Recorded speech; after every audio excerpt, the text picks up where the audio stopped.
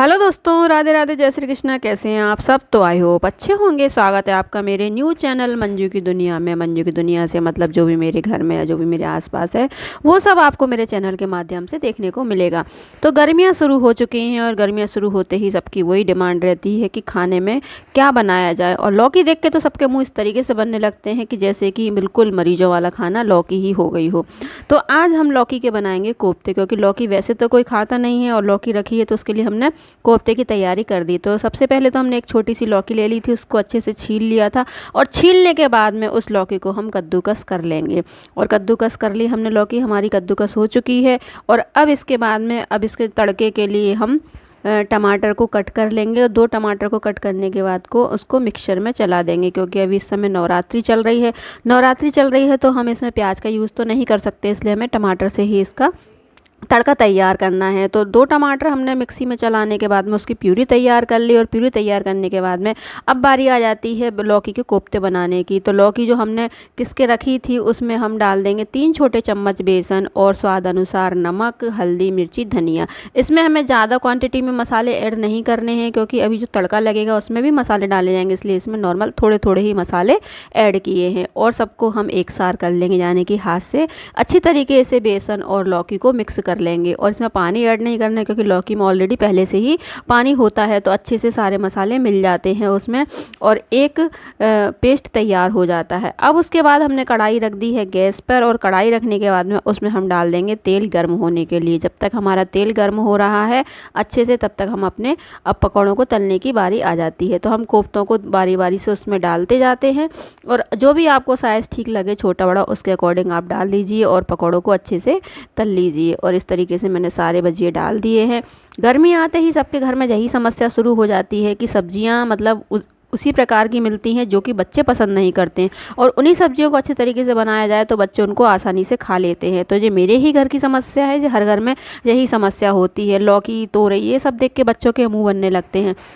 तो इसलिए आज मैं कोफ्ते की रेसिपी आपके साथ शेयर कर रही हूँ। तो इस तरीके से मैंने भजिए तोड़ दिए थे, यानी कि मेरे जो पकोड़े थे लौकी के वो मैंने इसमें तोड़ दिए थे। अब इनको उलट पलट कर कर हम सुनहरा होने तक तलेंगे। सुनहरा होने तक तलने के बाद में फिर हम इनमें तड़का लगाएंगे। तो इस तरीके से मेरे जो पकोड़े थे वो तल चुके हैं।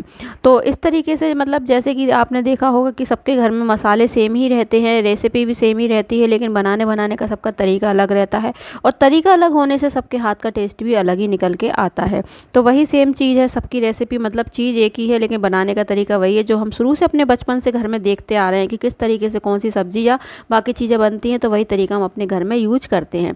तो सारे पकौड़े तलने के बाद में अब बारी आ जाती है तड़का लगाने की। तेल में मैं राई और जीरा छड़का लेती हूँ, और उसके बाद में 2 हरी मिर्ची मैंने काट के रखी थी, वो हरी मिर्ची इसमें ऐड कर देती हूँ भूनने के लिए। वो अच्छे से हरी मिर्ची भून जाए, फिर उसमें बेसिक से अपने वही मसाले हल्दी, मिर्ची, नमक, धनिया ये सारे डाल के उनको भी अच्छे से भून लेती हूँ। और अच्छे से भूनने के बाद में जिस थाली में हमने पकौड़ों का पेस्ट बनाया था उसमें हल्का सा चुपका रह जाता है, तो उसी थाली में हम हल्का सा पानी डालेंगे और उसको अच्छे से मतलब मिला लेंगे। और मिलाने के बाद में वही हल्का सा पेस्ट हम इसमें डाल देंगे, जिससे कि हमारा जो तड़का लगता है उसमें गाढ़ापन आ जाता है। तो इस तरीके से मैंने उसमें पानी डाल दिया था, तो ये हमारा पेस्ट भी तैयार हो चुका है और ये डाल दिया मैंने इसके अंदर। तो इस तरीके से हमारा तड़का है वो थोड़ा सा गाढ़ा हो जाएगा और ग्रेवी अच्छी सी बन जाएगी। अब अच्छे से मतलब मसाला हमारे भुन चुके हैं, और इसमें हमने जो टमाटर की प्यूरी तैयार करी थी अब वो हम इसमें ऐड कर देंगे। चूँकि नवरात्रि चल रही है, इसमें हम प्याज ऐड नहीं कर सकते हैं, इसलिए टमाटर का यूज करेंगे आज। तो प्यूरी के लिए हमने टमाटर का यूज कर लिया है। तो इस तरीके से टमाटर भी इस मसाले में डालने के बाद में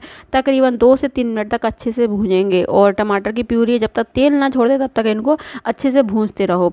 और इस तरीके से भूनने के बाद में हमारे टमाटर भी अच्छे से भुन जाते हैं, और भुनने के बाद में जो हमने कोफ्ते तलकर तैयार किए थे वो हमारे कोफ्ते हम इसमें ऐड कर देंगे। और तकरीबन 1 से 2 मिनट तक अच्छे से इनको भी भून लेंगे, क्योंकि मसाला अच्छे से कोफ्तों में ऑब्जर्व हो जाए। और इस तरीके से भूनने के बाद में अब जो हमारे कोफ्ते थोड़े से गाढ़े हैं, तो अब हम इनमें क्या करेंगे, थोड़ा सा इसमें ग्रेवी के लिए आधा गिलास के करीब पानी इसमें ऐड कर देंगे। क्योंकि हमें चावल के साथ कोफ्ते खाने हैं तो इसमें पानी का होना बहुत ज़रूरी है, सूखे कोफ्ते अच्छे से नहीं लगते हैं। तो अब इसमें हम आधा गिलास पानी ऐड कर देते हैं, और आधा गिलास पानी ऐड करने के बाद में तकरीबन 4 से 5 मिनट के लिए अब इसको अच्छे से पकने देंगे, जब तक कि इसमें एक उबाल ना आ जाए। अब देख सकते हैं आप इस तरीके से हमारे कोफ्ते में एक उबाल आ चुका है और हमारे कोफ्ते बनकर अब लगभग तैयार हैं। तो देख सकते हैं आप कंसिस्टेंसी ऐसी आई है, ना ज़्यादा गाढ़े हैं और ना ज़्यादा पतले हैं। तो इस तरीके से हमारी कोफ्ते की रेसिपी रही। और आई होप आपको मेरी ये रेसिपी अच्छी लगी हो। जो भी मेरे घर में बनता है वही मैं आपके साथ शेयर करती हूँ, कुछ मतलब दिखावा नहीं है।